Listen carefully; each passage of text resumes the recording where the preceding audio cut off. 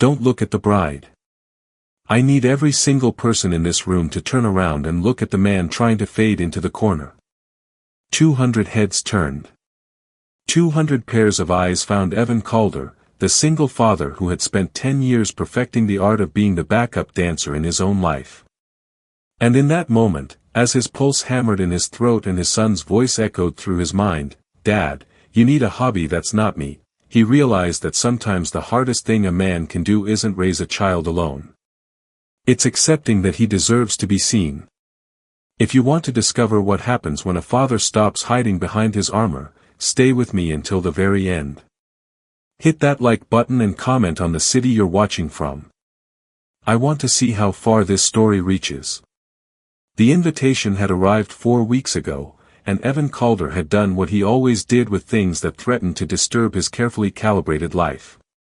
He'd filed it in his planner, color-coded the date, and built a mental escape strategy. It wasn't that he didn't care about David and Michelle's wedding. David was his business partner, the man who'd helped him rebuild his career when everything else had crumbled.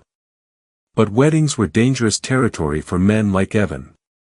They were full of couples holding hands across dinner tables, families laughing in clusters, and the unspoken assumption that everyone in attendance had someone who made them complete. Evan had someone at home. His son, Jake. Just not the kind of someone that forced him to check the +1 box on RSVP cards. "Dad, you're spiraling." Evan looked up from his laptop to find his 10-year-old son standing in the doorway of his home office, holding a soccer ball and wearing an expression far too knowing for his age. "I'm not spiraling," Evan said, closing the spreadsheet he'd been staring at without seeing. "I'm planning. You've reorganized your inbox 3 times today. That's spiraling." When had his kid become so perceptive? "The wedding's tomorrow," Jake continued, walking into the office and dropping into the chair across from Evan's desk. "You've been weird about it all week. Just go, Dad. It's not that complicated. It's more complicated than you think, buddy." "Why?" "Because you don't have a date." The words landed with surgical precision, and Evan watched his son's face shift from casual observation to something more careful. "Jake, I'm fine," Evan said quickly. "I'm just stating a fact. Weddings are couple events. I'm not a couple.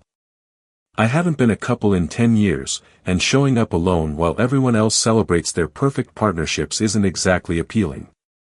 So don't go alone." "Who exactly would I take?" "Mrs. Chen from accounting. She's married with 3 kids and would probably report me to HR." Jake didn't laugh. Instead, he leaned forward, his small hands gripping the armrests in a way that made him look older than his years. "I want you to go," he said quietly. "Not for David. For you. You've been in crisis management mode my entire life, Dad. You optimize everything. You plan for every disaster. You never take risks. And I know why you do it. You wanted to make sure I was okay after Mom left. And I am okay. But I'm 10 now, not a baby. And sometimes I worry that when I'm older and don't need you as much, you're going to realize you don't have anything else." Evan felt something crack inside his carefully constructed defenses. He'd always known this moment would come, the moment when his son would look at the life he'd built and see it for what it really was, a fortified position designed around a single mission. Protect Jake. Provide for Jake. Make sure Jake never felt abandoned. But fortresses, he was beginning to understand, could also be tombs. "What if I go and it's terrible?" Evan asked. "Then you leave early and we order pizza and watch that documentary about space you've been saving." Jake stood up and walked around the desk, putting his hand on Evan's shoulder with a gesture so mature it made Evan's throat tight. "Then you remember that their opinions don't matter. They didn't teach me how to ride a bike when I was scared. They didn't stay up with me when I had nightmares about Mom leaving. And they definitely didn't help me build that volcano for the science fair that exploded in the kitchen." Evan stared at his son, this wise, grounded kid he'd somehow raised, and felt the weight of 10 years of emotional armor shift. "One condition," Evan said finally. "If it's a disaster, we get pizza from Marco's. Not the chain place." Jake's face broke into a grin. "Deal." The morning of the wedding, Evan stood in front of his closet with the focused intensity of a general preparing for battle. Navy suit or charcoal gray? The navy was safer, less formal, easier to blend into a crowd. He pulled it from the hanger and laid it across his bed with military precision. This was his process. Identify the objective, assess the variables, neutralize the risks. He'd spent 10 years turning his life into a series of manageable protocols, and a wedding was just another situation that required the right equipment and exit strategy. His phone buzzed on the nightstand. A notification from his email app, a message thread he'd archived months ago but never quite deleted. He shouldn't open it. But his thumb moved anyway. "Evan, you're a great dad. I've never doubted that. But you've never truly shown up for yourself. Not when we were together, and from what I can see, not now either.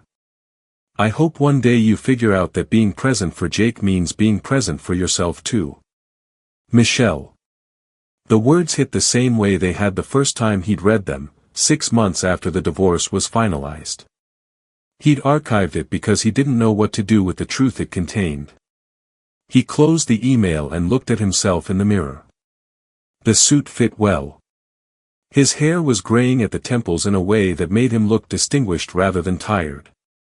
He looked like a man who had his life together. That was the point.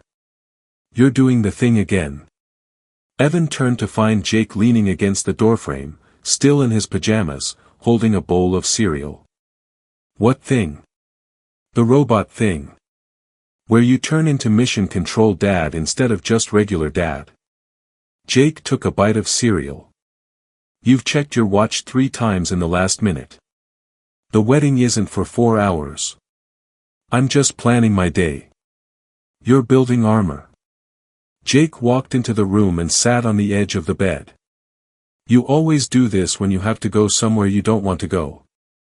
You get all stiff and start talking like a calendar app." Evan felt a familiar tightness in his chest. "Jake, I'm fine." "I know you're fine. But you're also not fine." His son looked up at him. "Dad, you need a hobby that's not me." The words landed like a punch. Not because they were cruel, but because they were true.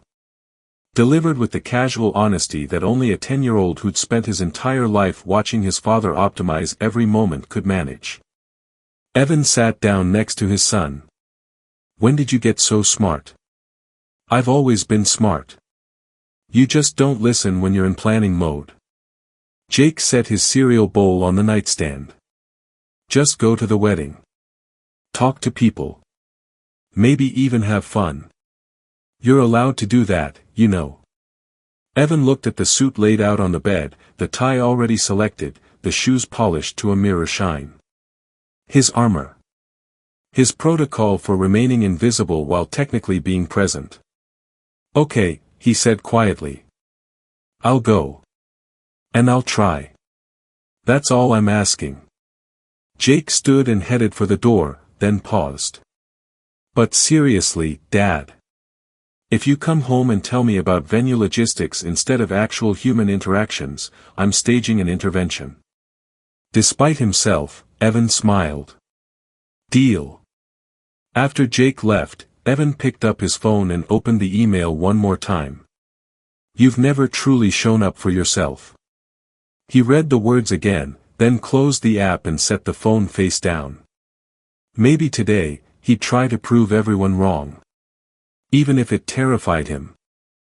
The ceremony started at 4:47 p.m., 3 minutes late, which Evan noted with automatic precision. He sat in the third row from the back, close enough to appear engaged but far enough to avoid pre-ceremony small talk. His watch told him the processional music had been playing for 2 minutes and 30 seconds when Michelle finally appeared at the end of the aisle. He should have been watching the bride. Everyone else was. But Evan found himself counting the rows between him and the exit, calculating how long he'd need to stay before leaving wouldn't seem like an escape. Ceremony, 30 minutes maximum. Cocktail hour, 15 minutes of visibility. Dinner and toasts, another hour if he ate quickly. He could be home by 8:30, maybe 9 if traffic was bad. Evan. You made it. He looked up to see David approaching from the side aisle, the groom's boutonniere slightly crooked, grin wide and genuine. This was exactly what Evan had been trying to avoid. Congratulations, Evan said, standing to shake his hand. Michelle looks beautiful. She does, doesn't she? David's expression shifted into something more assessing. Listen, I know weddings aren't your thing, but I'm really glad you're here. We should catch up later, yeah. Actually talk for once instead of just exchanging project updates. Absolutely, Evan lied smoothly. Go, you've got a wedding to finish. David clapped him on the shoulder and headed back toward the front, and Evan felt the familiar relief of a threat neutralized. He'd stay through dinner, make an appearance at David's table for exactly 5 minutes, then execute his exit. The ceremony passed in a blur of vows he didn't quite hear. When it ended, Evan checked his watch, 28 minutes. Close enough to his estimate. The cocktail hour migration began. He pulled up the seating chart on his phone, searching for his table assignment.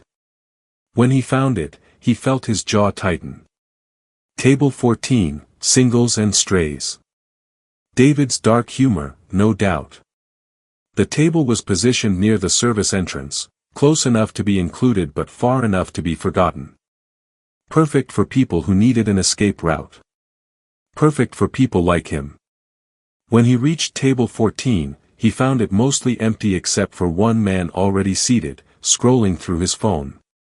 The man looked up as Evan approached, and something shifted in his expression, a flicker of recognition followed by what looked uncomfortably like pity.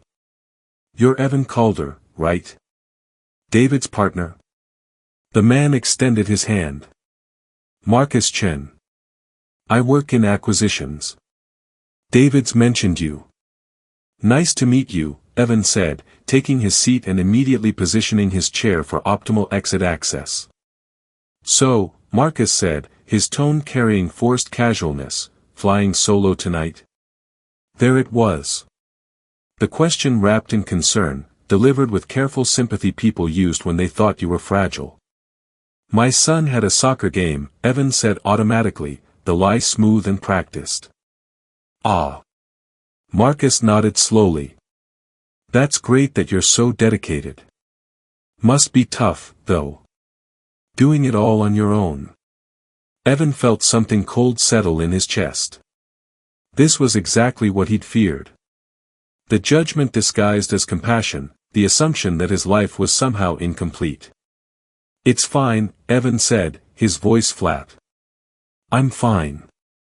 Marcus opened his mouth to respond, probably to offer more unsolicited sympathy, but Evan had already pulled out his phone, fingers moving across the screen in a pantomime of urgency. An urgent email. A crisis that needed managing. Anything to avoid the pity in Marcus Chen's eyes. He'd been at the wedding for 43 minutes, and he was already counting down the seconds until he could leave. The chair directly across from Evan scraped against the floor with a sound that cut through the ambient chatter. He looked up from his phone to find a woman settling into the seat with unhurried confidence. She wore a yellow dress that should have been too bright for a wedding but somehow wasn't, her dark hair falling in waves past her shoulders. When she met his eyes, her smile was sharp and knowing. Clara Winslow, she said. Bride's cousin. Sorry I'm late. Traffic was a nightmare, and I have a pathological inability to leave my apartment on time. Marcus perked up immediately. Oh, you're Michelle's cousin from Chicago? She mentioned you were in town. I'm Marcus, this is Evan. Evan Calder, Clara finished, turning her full attention to him. David's business partner. Michelle's told me about you. Said you were brilliant at crisis management but terrible at accepting compliments. Evan felt exposed under her gaze, like she could see past the navy suit and carefully neutral expression to the spreadsheet of exit strategies running through his mind. That's accurate, he managed. Good. I hate people who fish for praise. Clara leaned back in her chair, surveying the reception hall with clinical assessment. So, what did I miss? Besides the vows and presumably several speeches about everlasting love. The ceremony was beautiful, Marcus offered. Very intimate. Though I have to say, it's nice to see so many people here flying solo. Takes the pressure off, you know. The comment was directed at Evan, another layer of pity wrapped in false camaraderie. Evan felt his jaw tighten. Flying solo? Clara's voice cut through the tension like a knife. That's an interesting way to describe it. She turned to Marcus with a smile that didn't reach her eyes. Though I'm not sure that's accurate. Evan's not alone. He's just waiting for the right moment to make his entrance. Marcus blinked, clearly confused. But he's been here since. Since the ceremony, yes, Clara interrupted smoothly. But there's a difference between being physically present and actually arriving, don't you think? She shifted her attention back to Evan. Some people need to assess a room before they commit to being in it. Nothing wrong with that.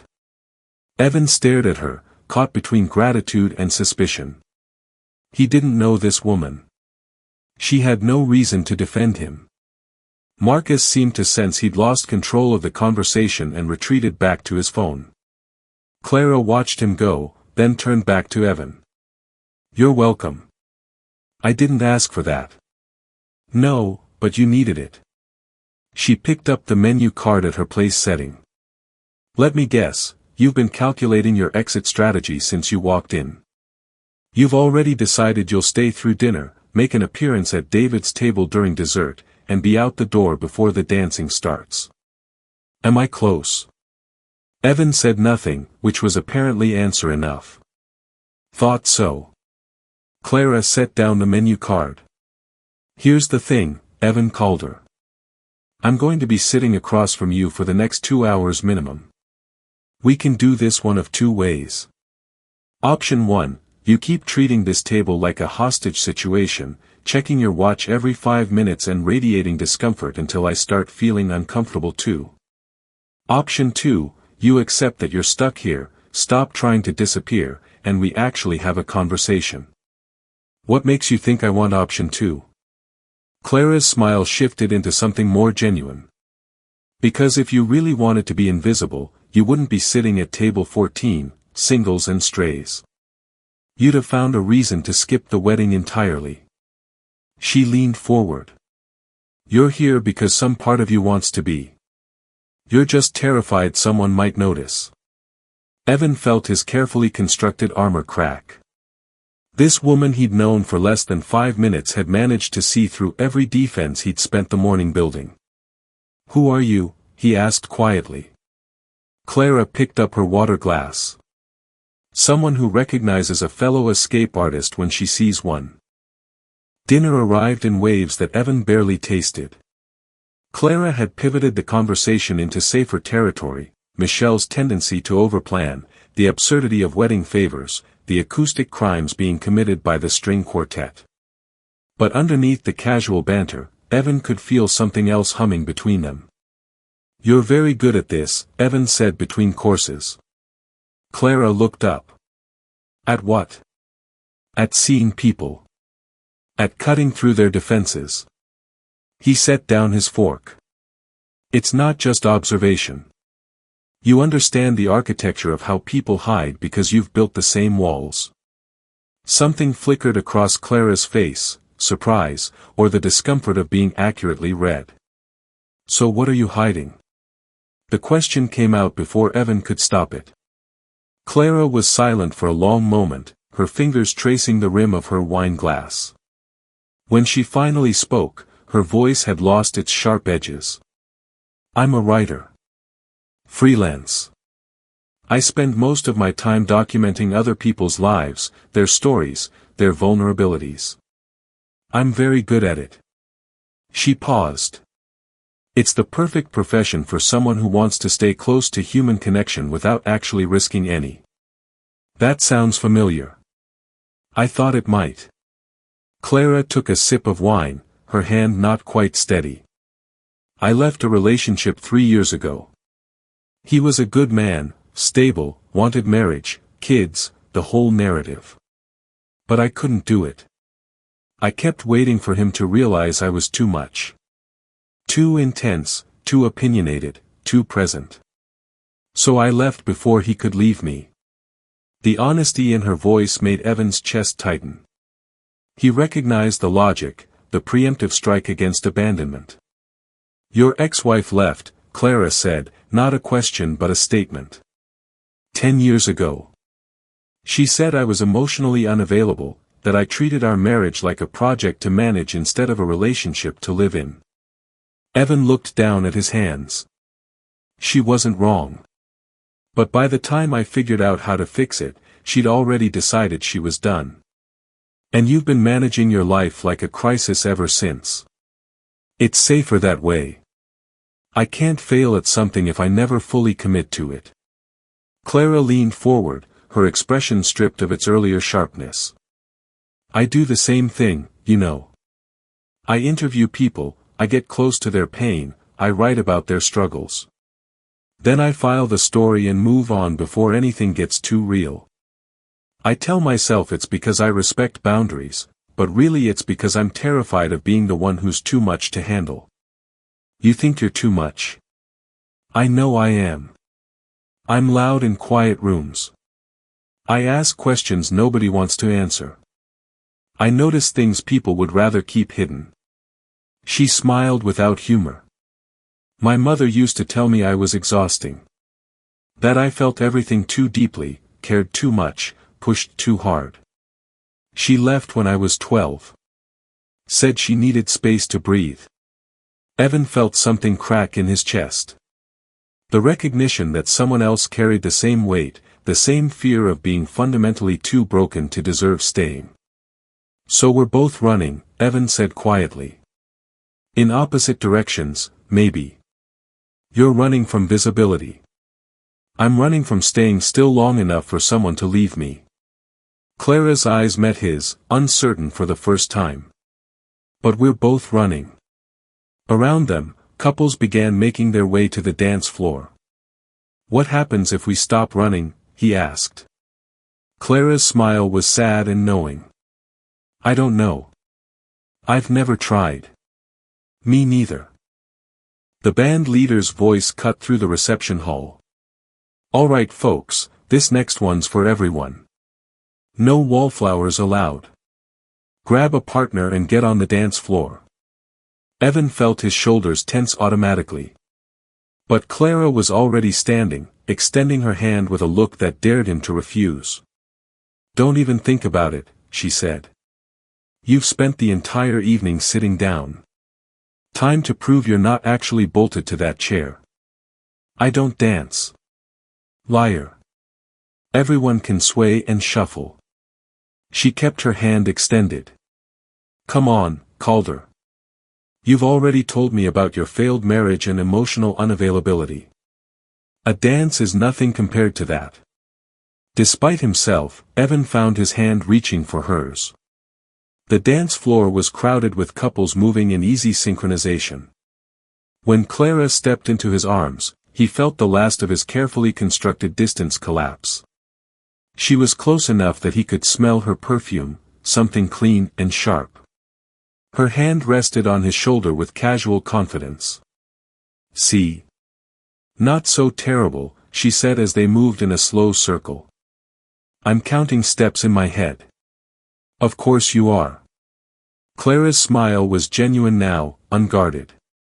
Let me guess, you're also calculating how many more songs until you can sit back down. 2, if I time it right. She laughed, and the sound made something in Evan's chest feel lighter. Can I ask you something? Clara's voice was quieter now, almost tentative. That depends on the question. Why are you so afraid of trying again? Evan's hand tightened slightly on her waist.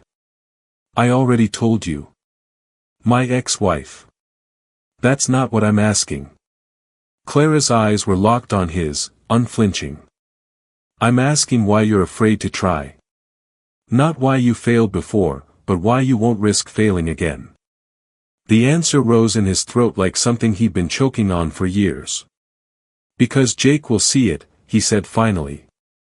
If I try and fail, if I let someone in and it falls apart, he'll watch it happen. He'll see me be weak, be rejected, be not enough. And then he'll learn that's what happens when you take risks. He'll learn to be afraid the way I'm afraid. Clara was quiet for a moment, her expression shifting into something fierce and focused. That's not protection, Evan. That's a blueprint. What? You think you're protecting him by not taking risks, by staying safe and controlled. But what you're actually doing is teaching him that love is something to avoid. That connection is dangerous. That the smart move is to stay alone. Her voice was sharp now, cutting through his defenses with surgical precision. Your fear isn't protecting him. It's creating a manual for avoidance. Evan felt the words land like physical blows. He told me I needed a hobby that wasn't him, Evan said, his voice rough. He's 10 years old, and he's already worried I'm going to disappear when he leaves. Because he sees what you're doing to yourself. Clara's hand moved from his shoulder to the side of his face, forcing him to look at her. He sees his father erasing himself piece by piece. And he's terrified he's the reason. The music slowed, and Evan realized his eyes were burning. I don't know how to do this differently. Then learn. Clara's voice softened, but the intensity remained. You're brilliant at managing crises, Evan. Treat this like one. Assess the risk. Calculate the cost of doing nothing. Then make a choice. Around them, couples swayed in easy contentment, but Evan felt like he was standing at the edge of something vast and terrifying. What if I choose wrong? Then you'll have tried. And your son will see that trying is possible. Clara's eyes held his. Isn't that worth the risk?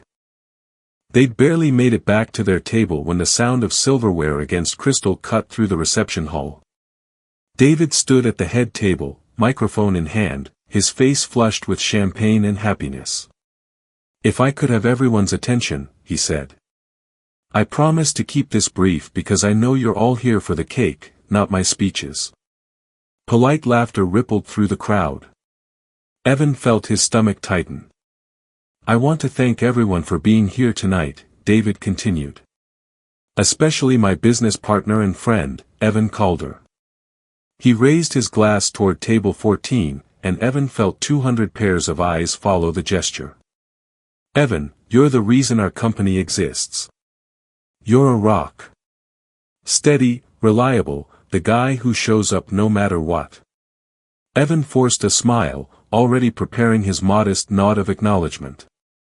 But I have to say, David's voice shifted, taking on a tone that made Evan's jaw clench, it breaks my heart to see you at that table alone.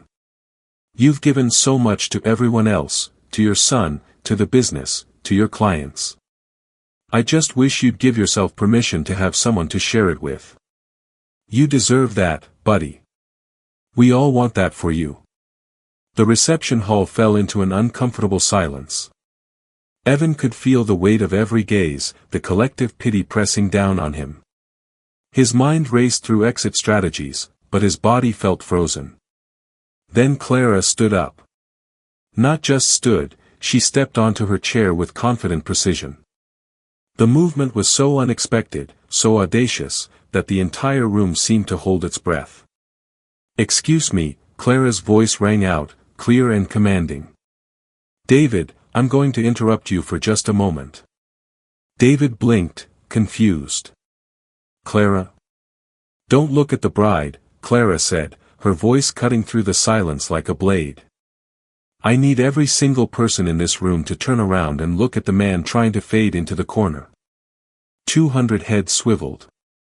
200 pairs of eyes landed on Evan, who sat frozen in his chair, his heart hammering against his ribs. Clara's gaze locked onto his, fierce and unwavering. Evan called her. "Stand up." "Clara," his voice came out rough, almost strangled. "Stand up," she repeated, gentler this time but no less insistent. Slowly, mechanically, Evan stood. His legs felt unsteady, his entire body screaming at him to run. But Clara's eyes held him in place. "You want to know what I see when I look at this man?" Clara addressed the room, but her words were meant for Evan alone. "I see someone who spent 10 years raising a son by himself. Who built a successful business while managing every crisis that came his way. Who showed up tonight even though every instinct told him to stay home." Her voice softened, but it carried through the absolute silence. "You are not a ghost, Evan. You're not invisible, and you're not broken. You're a man who survived something devastating and built something extraordinary from the wreckage." She paused, and Evan saw something raw and vulnerable flash across her face. "Now stop hiding inside it. Stop treating your life like it's something to be managed instead of lived." Evan stood in the spotlight, literal and metaphorical, feeling more exposed than he'd ever felt in his life. Every defense he'd carefully constructed, every wall he'd built to keep the world at a safe distance, had been demolished in less than a minute. Clara stepped down from her chair, never breaking eye contact. "You have a choice right now, Evan. You can sit back down, finish your meal, and go home to your fortress. Or you can accept that being seen isn't the same as being pitied." The reception hall remained silent, waiting. Evan looked at Clara, this woman who'd known him for mere hours but had somehow seen through every carefully maintained illusion, and felt something fundamental shift inside him. His voice, when he found it, was barely more than a whisper, but in the absolute quiet of the room, everyone heard it. "I choose to be seen." The applause started somewhere near the back of the room, tentative at first, then building into something warmer, more genuine. But Evan barely heard it.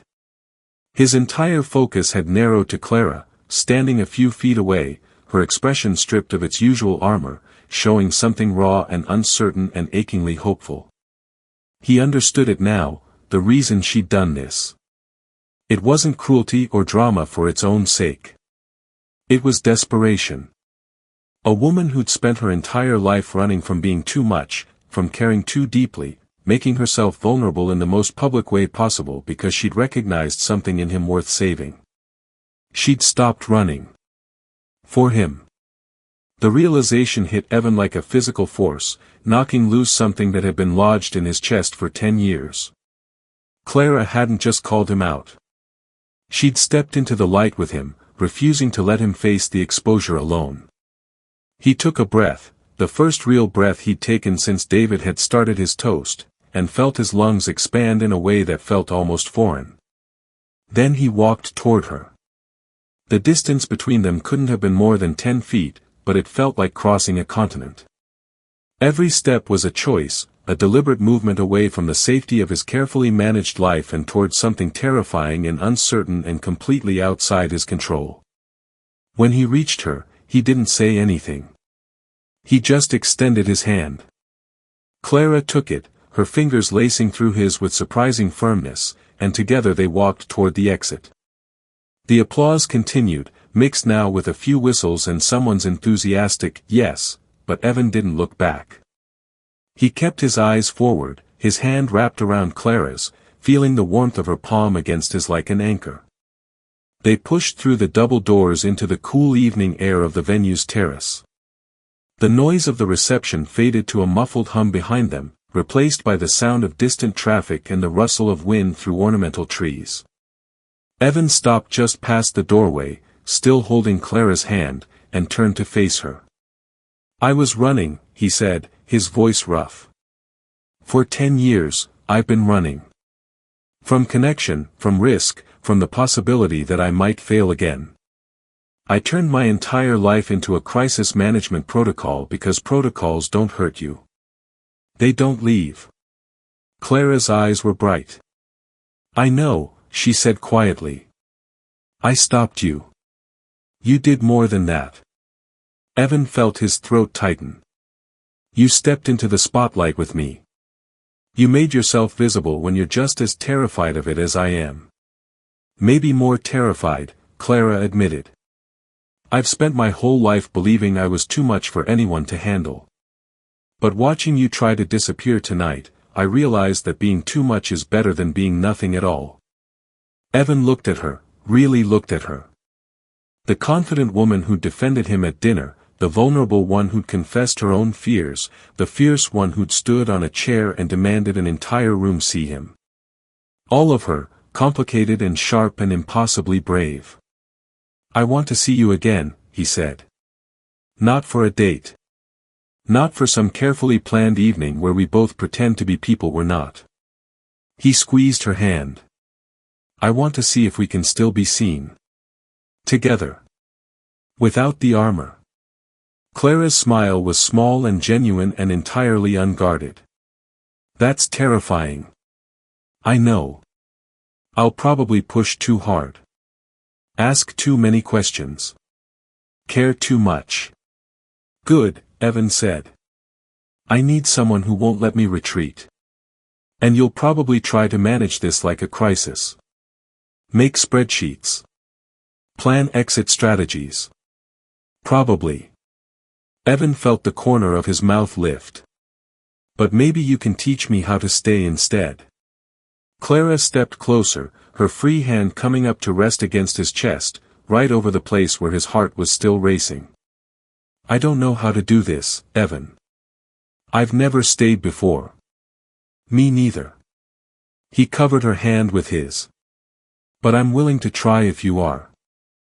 She looked up at him, and in her eyes, he saw the same fear and hope that was coursing through his own veins. Okay, she said. Let's try.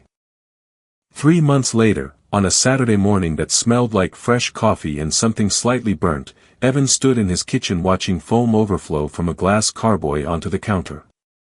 Dad, I think your beer is escaping. Jake appeared in the doorway, holding his phone, his expression caught between amusement and concern. Behind him, Clara leaned against the doorframe, her hair still messy from sleep, wearing one of Evan's old college sweatshirts. It's not escaping, Evan said, grabbing a towel. It's expressing itself. Clara laughed, that bright, unguarded sound that still made Evan's chest feel lighter every time he heard it. That's one way to describe a fermentation failure. It's not a failure. It's a learning experience. Evan mopped up the foam, feeling Jake and Clara exchange a look. What? Nothing, Jake said, but he was grinning. It's just, you're actually really bad at this hobby, Dad. I've only been doing it for 6 weeks. And you've successfully made exactly 0 drinkable batches of beer, Clara pointed out, walking over to inspect the damage. She wrapped her arms around his waist from behind, resting her chin on his shoulder. But you keep trying. That's what matters. Evan set down the towel and turned in her arms, looking at his son, who was watching them with an expression that was equal parts happiness and mild embarrassment at the display of affection. What? Evan asked again. Nothing. It's just weird seeing you be bad at something. Jake shrugged. But good weird. You seem. I don't know. Less like you're going to spontaneously combust from stress. Clara squeezed Evan's hand. That's because your dad is learning that not everything needs to be optimized. Some things should still be optimized, Evan protested. Like exit strategies from wedding receptions. We left after 20 minutes that night, Clara reminded him. That was hardly optimized. It was perfectly optimized. We stayed exactly as long as we needed to. Jake made a gagging sound. Okay, I'm going to my room before you guys get any mushier. We're not mushy, Evan called after him. You literally have foam in your hair and you're still holding hands, Jake shot back. That's the definition of mushy. As Jake's footsteps retreated down the hallway, Evan became aware of the sticky sweetness of wort in his hair. Clara reached up and wiped a bit of foam from his temple, her touch gentle. "He's right, you know," she said. "You do have beer in your hair. And you're still here despite witnessing this disaster. I've seen worse." Clara's smile turned softer. "Besides, someone has to make sure you don't blow up the kitchen." Evan pulled her closer, his arms wrapping around her waist. 3 months ago, this kind of casual intimacy would have terrified him. The vulnerability of being seen in his failures, the risk of someone witnessing him be less than perfect, the possibility that she might decide he wasn't worth the effort. But Clara had never asked him to be perfect. She'd only asked him to be present. "I was thinking," Clara said, her fingers playing with the collar of his shirt, "maybe we should invite Jake to come to the farmer's market with us tomorrow. I know Sunday morning is usually our time, but—" "That's a good idea," Evan interrupted. "He'd like that. You know he's been asking about your article on urban farming." Clara's eyes widened slightly. "Really? Really? He thinks you're cool." Which, for a 10-year-old boy to admit about his dad's girlfriend, is basically the highest compliment possible. "Girlfriend," Clara repeated, testing the word. "Still sounds strange to hear you say it. Would you prefer the woman who publicly humiliated me at a wedding?" "I prefer the woman who saved you from yourself at a wedding, thank you very much." Clara's expression turned more serious. "Are we really doing okay? This whole thing? Because sometimes I worry I'm pushing too hard, asking too many questions." Evan stopped her with a kiss, brief but deliberate. When he pulled back, he kept his forehead pressed against hers. "You are pushing too hard," he said. "You do ask too many questions. You notice things I'd rather keep hidden." He felt her start to pull away and tightened his hold. "And I need all of that. Without you, I'd still be color-coding my planner and treating my life like a project timeline." "You still color-code your planner. Some habits die hard." Evan smiled. "But now I also make terrible beer on Saturday mornings and let someone see me fail at it. That's progress." Clara laughed, the sound bright and real. "When you put it that way, it does sound impressive." They stood there in the kitchen, sticky with failed homebrew, the morning sun streaming through the windows in a way that made everything look softer, warmer. Evan thought about the man he'd been 3 months ago, the one who'd walked into that wedding with an escape route already mapped, who'd spent a decade believing his only value was in how well he could manage crises and protect his son from ever seeing him be human. That man had been so afraid of being seen that he'd become invisible even to himself. But Clara had stood on a chair in front of 200 people and refused to let him hide. She'd called him out, not to shame him, but to show him that visibility wasn't the same as vulnerability. That being seen, really seen, wasn't something to fear. And now, standing in his kitchen with foam in his hair and a woman who'd decided he was worth the mess, Evan finally understood what Michelle had meant in that email. Being present for Jake didn't mean sacrificing himself. It meant showing his son what it looked like to be fully human, messy, imperfect, sometimes failing spectacularly at new hobbies, but always willing to try. "What are you thinking about?" Clara asked, her voice soft. Evan looked at her, this fierce, complicated woman who'd somehow seen past all his defenses to the person he'd been trying so hard not to be. "I'm thinking," he said slowly, "that I spent 10 years being the backup dancer in my own life.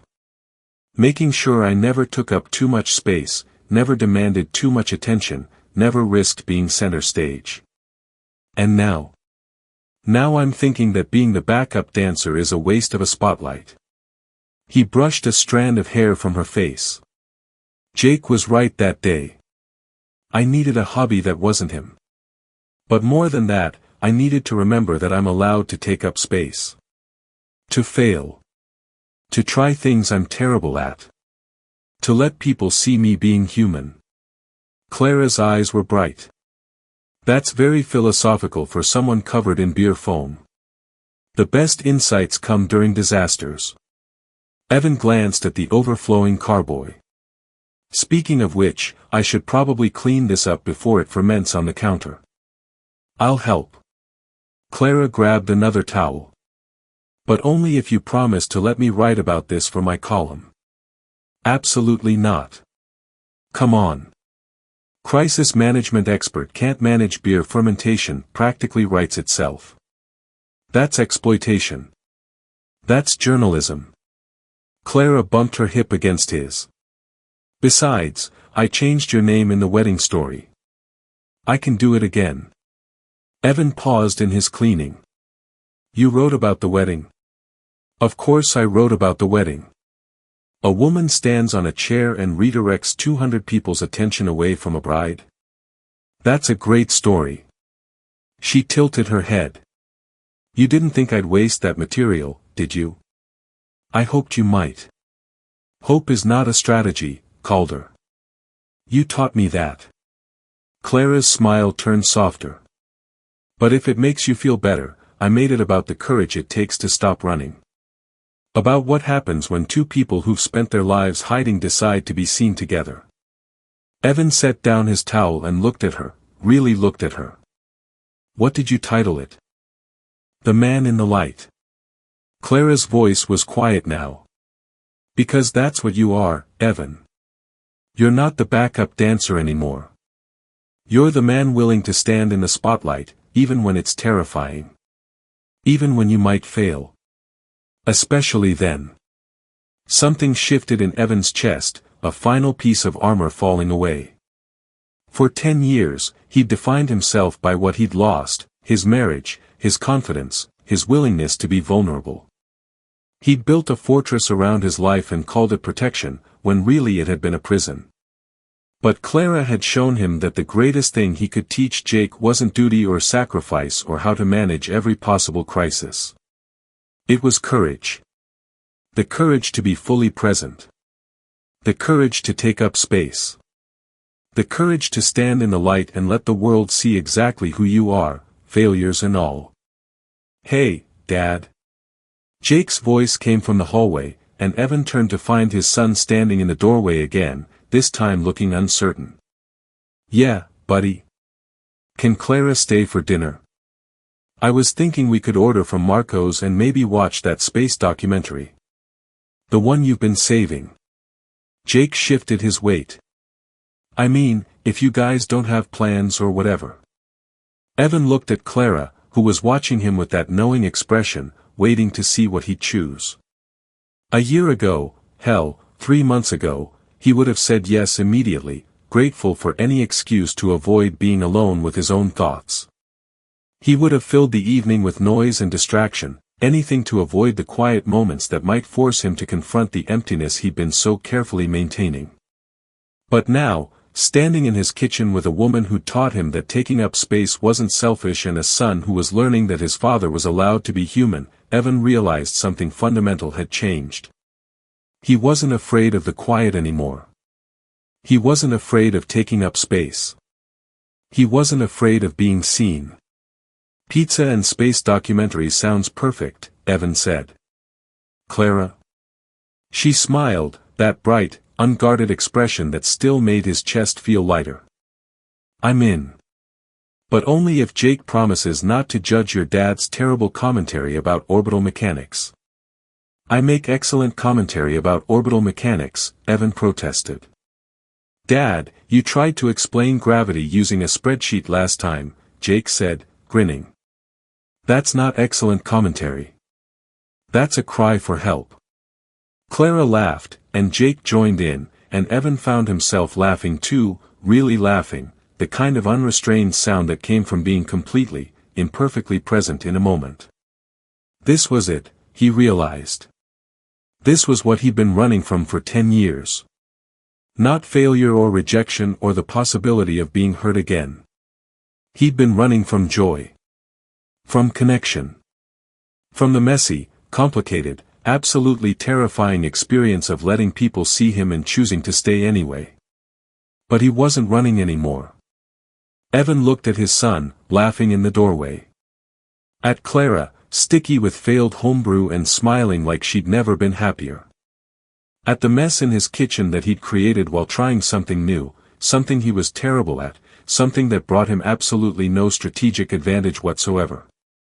And he realized that for the first time in 10 years, he wasn't the backup dancer in his own life. He was the man in the light. And he was finally, fully present.